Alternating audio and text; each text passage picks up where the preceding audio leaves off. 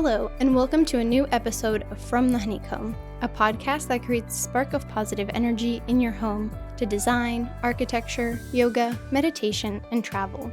I've created this podcast as a place to come for design inspiration and to learn about Vastu Shastra with a modern approach. I am your host, Katerina, and welcome to From the Honeycomb. In today's episode, I wanted to sit down and share with you some of my techniques on kind of how to balance multiple things going on in your life. I feel like I've really honed in on some techniques, rituals, if you will, that have helped me kind of manage and balance everything that's going on in my life. Just looking into the next few weeks, what I have going on, and there's a trip to the Czech Republic, which when this episode airs, you will be listening to it. I will actually already be in Prague, the city I was born in.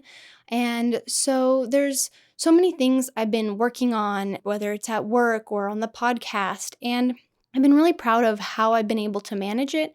And so I wanted to share an episode just to kind of give you an idea of how I organize things, and maybe it'll inspire you for whatever you have going on in your life. So, yeah.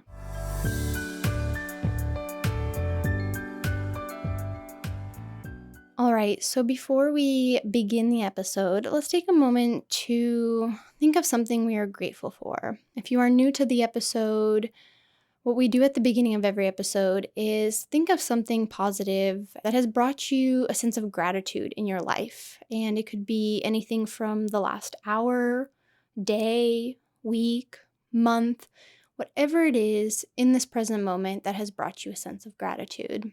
And for me, right now, I am really grateful for this sort of energy I have really stepped into this month of just being really productive and wanting to just get so much done. And there's just the second half of this year has been so positive, and so many things have been. I was just talking to a friend and she kind of described it beautifully. She said the circles are closing around certain things, which allows for space for new things to come in.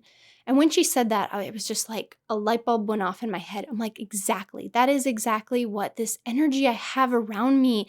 And it kind of goes off of last week's episode of Changing of the Seasons. And I shared with you that I'm really excited for fall this year. And this energy around everything going on right now, there's something so positive about it. And I'm just so grateful because I am just so pumped to get the goals and the achievements I want to finish by the end of this year done. And I feel like I've really just honed in and tapped into that energy that is just around me. And I am so grateful for that.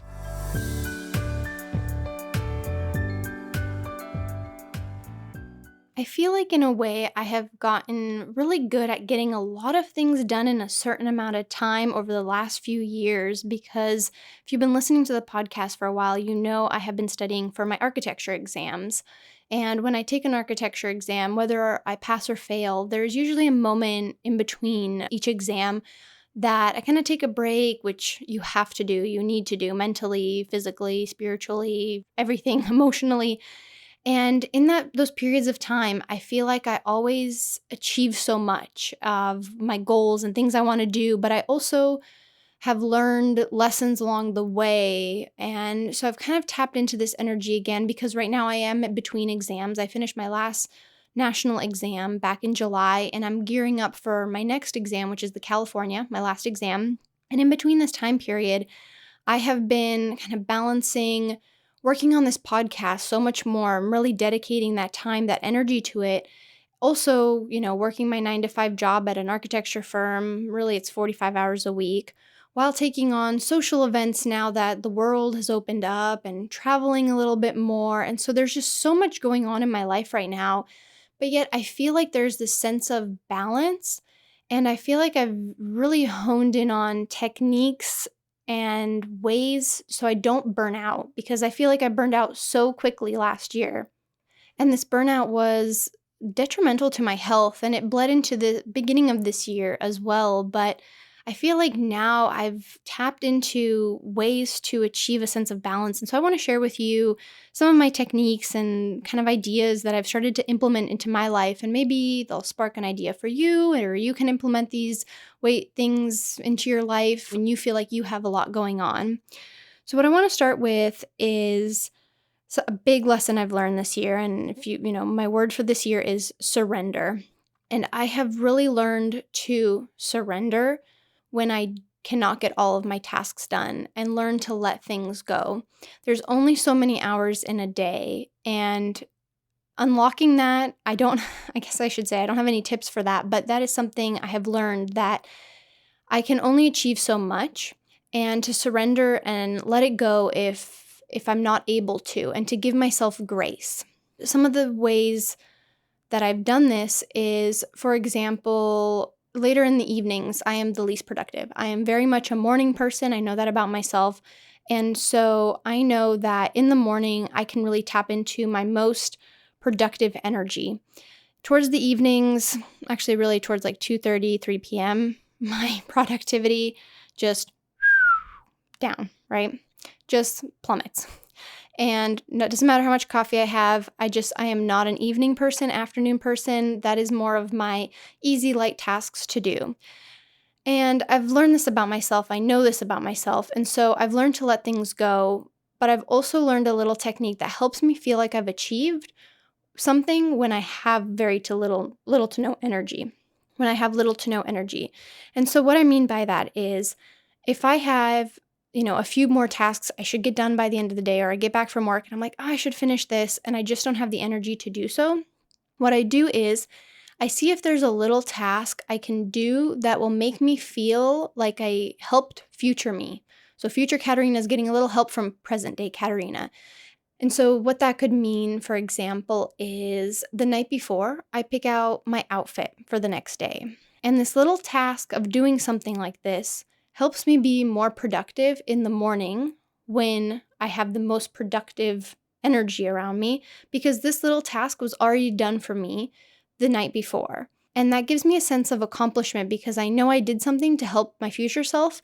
Maybe I didn't do whatever this big task I was supposed to do, but I helped tomorrow's Katerina doing this little task. And that's something that I've noticed has really helped me then use more of my energy the following day to get whatever big task I had on my to-do list done.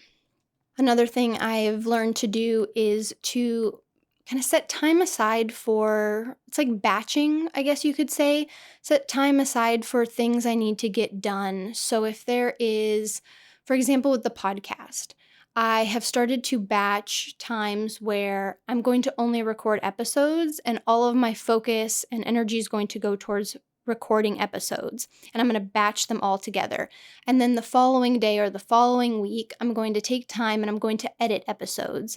And I'm just batching the similar tasks to each other. I also do this at work with AutoCAD drawings. I batch when I know I need to be in the world of AutoCAD and I don't want to be thinking about emails and kind of having, because I feel like the gears in your head shift from when you're drawings and plans and elevations and sections and details and designing in AutoCAD and an email pops up. It can be such a distraction. And so I really try to just batch all of that time and say, this is the time I'm now going to focus on just my AutoCAD. And only these drawings or only this project. I'm only going to dedicate this time to this project, to this goal, to whatever it is I have on my to-do list at that time. So really batching. And along with that is something I've started to do is giving myself almost like a timer. So if there's, for example, and I really started to do this when I was studying, because I noticed if I said, I have to read this chapter and then I'm done. Well, sometimes I would read the chapter a little too fast so I could be done sooner. So what I've started to do instead, and this now trickles into different aspects of my life, is I'll set a timer, for example, for an hour. And I know, and this is really helpful when I have a task I'm kind of dreading to do or I don't know if I want to do. And I set the time for, let's say, an hour. And I sit down and I tell myself, for this 1 hour, it's just 1 hour, could even be a half hour depending on the task.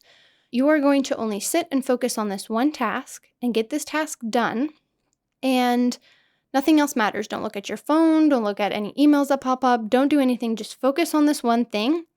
And it is amazing how you can get so much done when you only have one thing to do, because I feel like so many of us are multitasking a lot now. I mean, this even happens when we're trying to relax, right? In front of a TV, we got the TV going, but our phone is in front of our face and we're looking at something else and we're trying to multitask and we're not really getting anything done or accomplished. So taking the time to really just focus on this one goal, on this one task for this certain time really gets it done faster. And I've noticed this because once the alarm goes off, I know, you know what? You don't even have to come back to this till the following day, following week, whatever it is, but you need to dedicate at least this time to it. And that has really shown for me to be productive. And I've really noticed it, especially when it comes to studying. So if you are in school and you are studying for exams or something you don't want to do, set yourself a timer. And at the end of the timer, and it could be 20 minutes, 25 minutes, 30 minutes, whatever, however comfortable you feel. And then after that timer goes off, get up, go for a walk. If you need to come back to that task, that's also something I've been doing, especially studying, is I'll set a timer for an hour, and whatever I get done, whatever reading, whatever studying I get done in that hour, perfect. Then I set a little timer again for a 15-minute break, and I can do whatever I want. If I want to sit at my desk and scroll on my phone for 15 minutes, that's what I'm going to do. If I feel like going for a walk, I'll go for a walk. If I feel like changing out the laundry, because sometimes I'll be, doing laundry and I'll fold the laundry, and that'll kind of give my brain a break from studying. It has shown for me to be kind of really productive in that way. And another thing that I have really honed in on that has been such a game changer for me as far as balancing when I have so much going on is to go with the flow of my moon cycle. My moon cycle is, of course, my period. Learning to listen to my body and knowing when I have energy to do certain things and what part of the month I can be more productive and have more energy and more motivation. And so, of course, the week leading up to my period, to my moon cycle, I have less energy. I am so not motivated that I try to sprinkle in tasks that week or to-do list ideas that don't really take too much energy, too much focus. I try to not plan too many social things because I know my body is my period is coming and I'm ready to kind of fall into that almost like hibernation time. And if you've read any books or listened to podcasts about how the period that your moon cycle is very similar to the 4 seasons. So when you're on your period, that is winter, your body is closing in. Pre-period time is fall. Then once you're out of your period, I know there's those follicular phases and all those. I cannot keep those straight, so I'm not even going to try to say how those are. But then after your period, you have spring, and then ovulation time is summer when you're most energetic.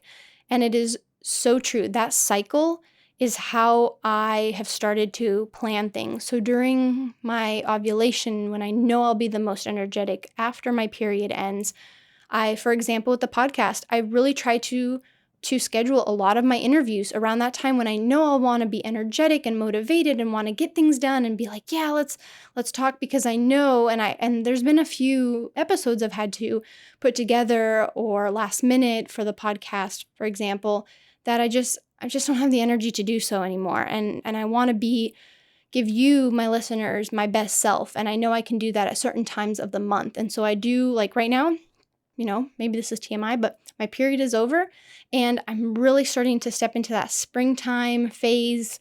Before ovulation, I have 2 interviews scheduled for tomorrow. I have just a huge list of things to do actually this weekend because of so much going on, coming up, so many events going on, that I'm really going to implement these tasks this weekend. And that's why I kind of figured, why not kind of put together an episode and share with you my tips, my tricks, my things that I've kind of tried and tested that have worked for me and hopefully will work for you. And so really listening to your body and just kind of tapping into that. I know there's so many great books you can read about listening to your menstrual cycle, to your moon cycle. And so that has been very beneficial to me. And lastly is asking for help and delegating. Those are both 2 things that I had to let go a lot of my ego, to really just let people help me and to delegate. A lot of these, now that you guys listen to the podcast, and I feel like this is the kind of the platform I'm sharing this on, so I want to keep using it as an example, is when I started to think about putting together a podcast, I knew that in order for it to be successful, for me to have fun, for me to enjoy doing it, I would not be the one editing the audio. I felt like it would be a huge learning curve, too much time taken away that I didn't want to put that energy into the podcast. The editing aspect of it didn't appeal to me. And so through that, I was able to tell myself, you know what, we're going to delegate that work. We are going to ask for help. And that is why all of my podcast episodes are edited by my incredible editor, Cha. And she's been so amazing. I could not do this without her, because working with her has just shown me, when you delegate, when you give certain tasks that you're not good at or you don't always have the space or the time or the energy to do, letting someone who, is good in that, whatever that task, that job is, that can help you, delegating that work to them will then give you the space, the time, the energy to focus on things that bring you joy, bring you things that you kind of are good at and you want to work on. And so really learning to ask for help, delegating, that could be also asking for help around the house, whether it's hiring cleaners or having someone come to you for a car wash. I found a great company through my neighbor, and the car wash people come here to our place and we line up all our cars, and I don't have to spend extra time doing those errands and working on ways you can find. I know it's always not maybe economical to delegate work, but I think if there's little things you can do in your life that you can give to someone else to work on or you delegate to, you can really focus on getting tasks done that you are good at, that you enjoy. And so that's something has been a huge game changer in allowing me to do everything I want to do in all of my achievements.